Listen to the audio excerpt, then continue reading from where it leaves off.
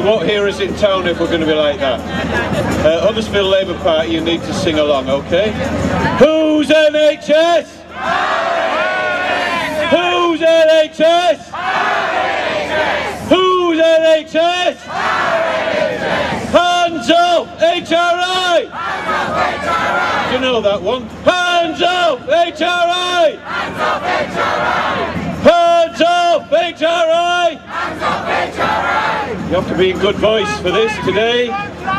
Okay, can we thank the climate action change activists who've just joined us, have been on a protest for the last hour, obviously in protest around all the environmental damage that's taking place, but also to celebrate, if we need to do that, 100 days of Trump in power. What I want to address today, of course, is the whole issue of the National Health Service. But first of all, there's been some fake news been going out over the last 2 weeks. The fake news is that this general election is about the European Union. As far as we are concerned, in this campaign, for the next 5 weeks, we need to ensure that this general election is about the future of health services, it's about the future of the welfare state, it's about the future of education and the future of public transport. We are a pan-political campaign, thank you. We are a pan-political campaign, but you need to ask yourself some questions. What impacts upon the health of our nation? We have had 7 years of austerity, and someone asked the other day, what is austerity? It's cuts to our pay, it's cuts to services, it's declining living standards, but it's only one-sided. The rich are getting richer in this country. We now have the most unequal nation in Europe, and all of that poverty impacts upon our health and has been impacting on our health for the last 7 years. £1.4 trillion went to the banks in 2008, and we want that money back for the National Health Service. Our pay has been frozen for the last 8 years. NHS funding, I don't know if you know, is now at its lowest levels since the 1950s. £5 billion has been cut off social care by this government. That's money that should be going to the elderly and those in dire need in their homes who need additional help. 1 million more children are now living in poverty. Does that not impact upon the health of this nation? There are 200,000 homes in London that now stand empty, owned by oligarchs from all over the world, and they are valued at £64 billion. We want that money for the NHS. £22 billion has been cut, or is about to be cut, as Paul said, by this government.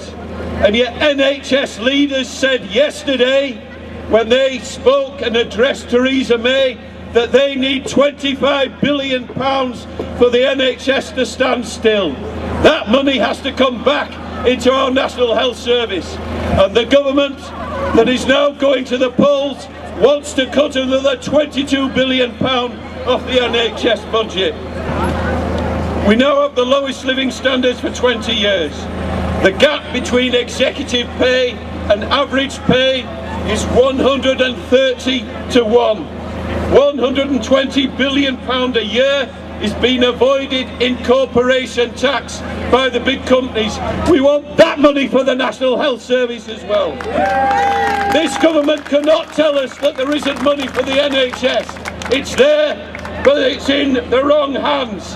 £13 billion went to Virgin Care, Richard Branson's company, out of the NHS budget into the private sector.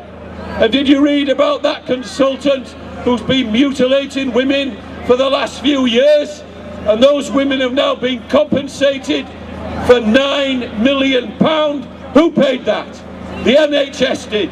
even though those operations took place in a private hospital. It's a disgrace that money is going out of the NHS into the private sector. This now has to be reversed. The whole future of this country and the National Health Service is now at stake. And our campaign says this: scrap the private finance initiative that drains $5 billion a year from the National Health Service. Reverse the sustainability and transformation plans and the 22 billion cuts. Re-nationalise the National Health Service. Restore the bursaries to those nursing students. Let's have decent pay for all of our NHS staff, and end the use of agency staff and employ full-time NHS staff in our health service. That is our manifesto, and I'm asking you to study the manifestos of every single political party and make up your mind. If you're fighting for the future of the NHS, vote for the party that delivers that.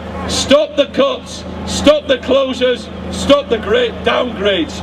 We need a hospital in every town. And in saying that, can I welcome the Chorley campaign who've come over from Lancashire to join us today. We have to prioritise the needs of the population over the millionaires, and they are draining our National Health Service. I'd just like to say, Barry, by the way, when Tony Blair is asking us to vote Tory in this election, I hope you'll have words with him. I don't think he should be in your party anymore. Can I also ask to support the rail guards? There's literature from them here. They were out on strike yesterday, striking around health and safety on our railways. That impacts upon health as well. The next 6 weeks, folks, make sure you look at the manifestos.